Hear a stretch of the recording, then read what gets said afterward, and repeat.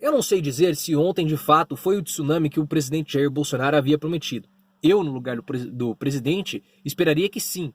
Mas se não foi um tsunami, foi uma onda bem grande e bem destrutiva. E nós podemos dizer agora que o governo Bolsonaro, esse governo Bolsonaro, ele está ruindo, ele vai acabar.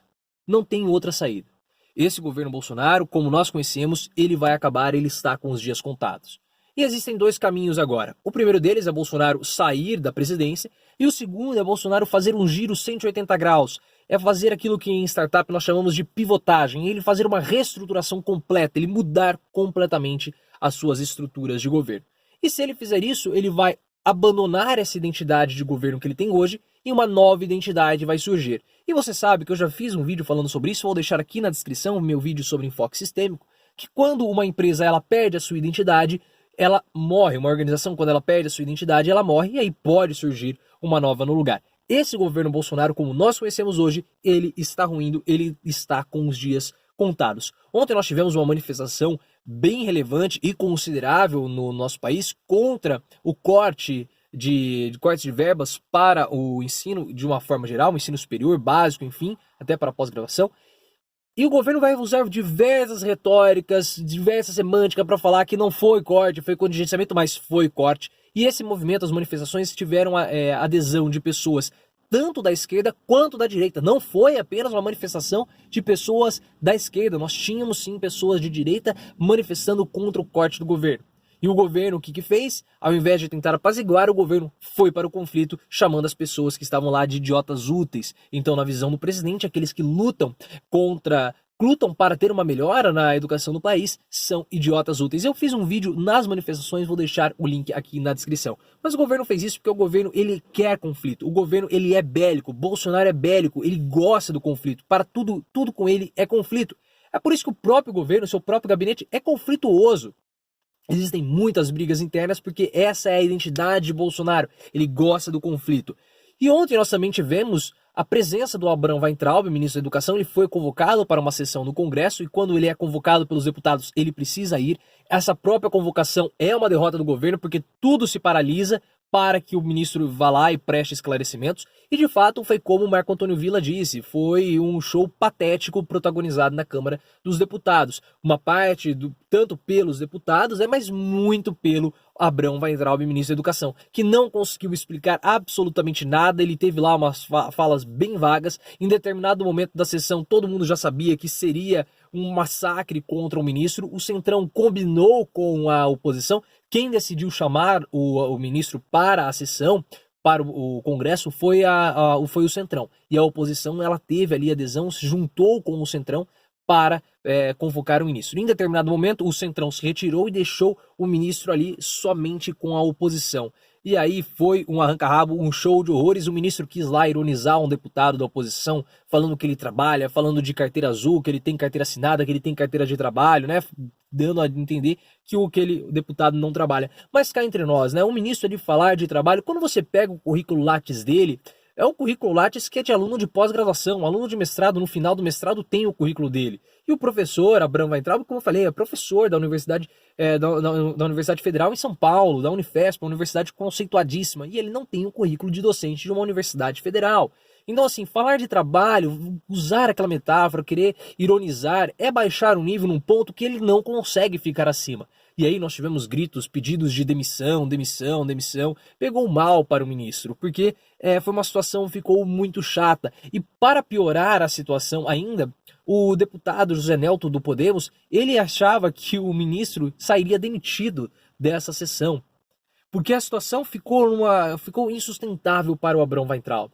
Olha só que interessante, foi ventilado antes da comissão, antes da participação do Weintraub, que o Bolsonaro havia mandado o Abraham Weintraub, já havia feito uma ligação para o Weintraub, solicitando que ele revogasse esse corte de gastos para o ensino. Quem falou isso foi o delegado Valdir. O delegado Valdir, ele é do PSL, porque nós tivemos uma reunião do ministro da Educação, junto com vários parlamentares, com 12 parlamentares da base aliada, e nessa reunião nós tivemos uma ligação do Bolsonaro falando para o Weintraub fazer um corte, revogar esse corte. O deputado do PSL, o deputado Valdir, o delegado Valdir, falou para a imprensa que o Bolsonaro tinha dado essa ordem. Passado algumas horas, o que aconteceu? O MEC e a Casa Civil desmentiram, falaram que não tinha corte de verbas. E aí a base aliada ficou pé da vida. O que aconteceu? Alguns deputados foram até o microfone e falaram, o deputado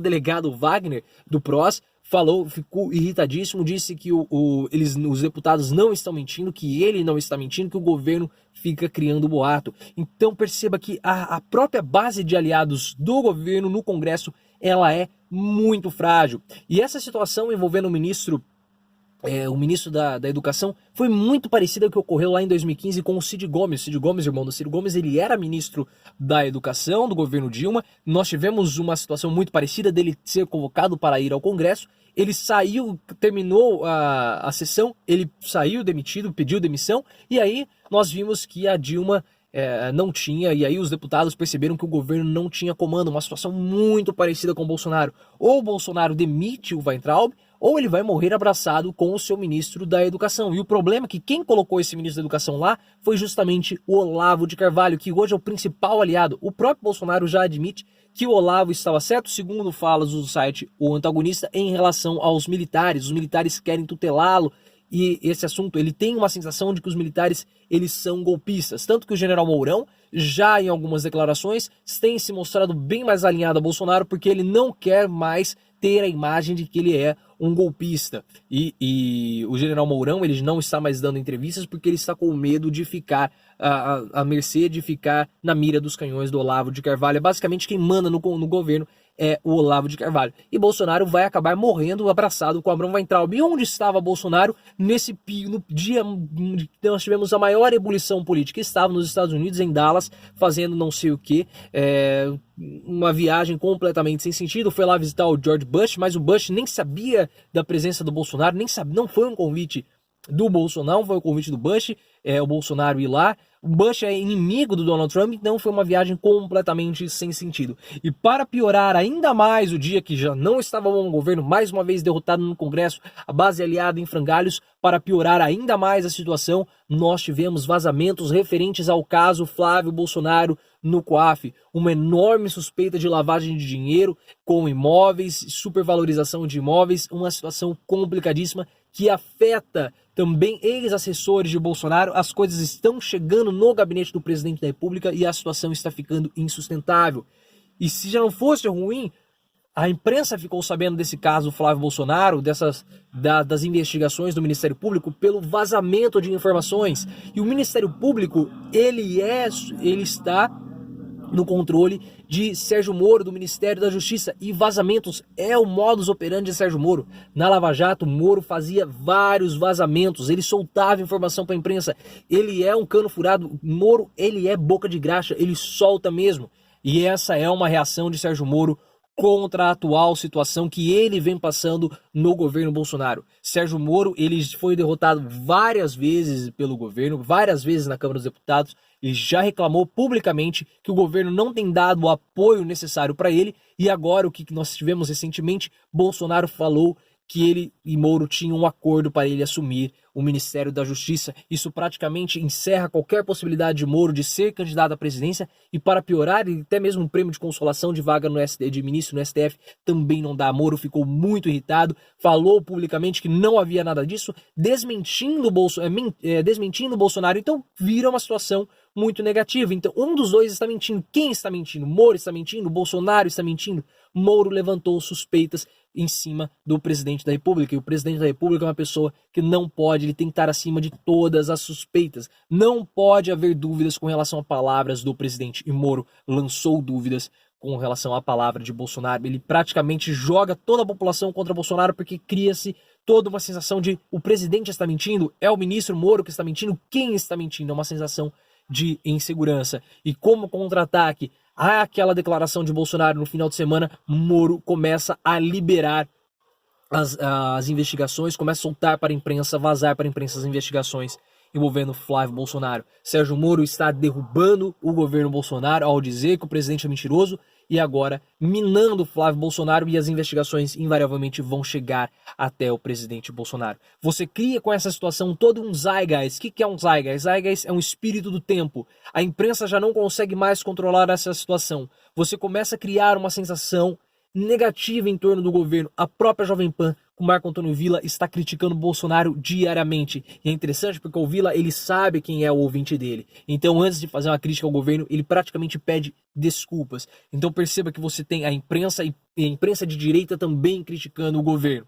Você começa a ter os parlamentares que ficam com medo, porque os parlamentares são fisiológicos. Então, nessa briga de Bolsonaro com a população, o Congresso tende a vir do lado da população. Você tem uma situação muito negativa, a imprensa começa a falar mal, a imprensa de direita também começa a falar mal, você cria toda uma sensação, você cria todo um espírito que as pessoas começam a ter uma sensação negativa e desaprovar o governo. Elas nem sabem o porquê, mas elas simplesmente acabam entrando nesse espírito, nesse zeitgeist negativo contra o governo, e a situação fica insustentável. O governo Bolsonaro ontem, ele começou a ruir. Esse governo Bolsonaro, ele começou a ruir. Nós precisamos saber o que vai acontecer com o governo Bolsonaro. Se ele vai surgir, mudar completamente e surgir um novo governo Bolsonaro no lugar, ou se o governo Bolsonaro vai acabar com o Bolsonaro saindo da presidência. Ah, mas não tem motivo para o impeachment. O que mais fácil de você arrumar é justamente o motivo para impeachment. Isso aí você arruma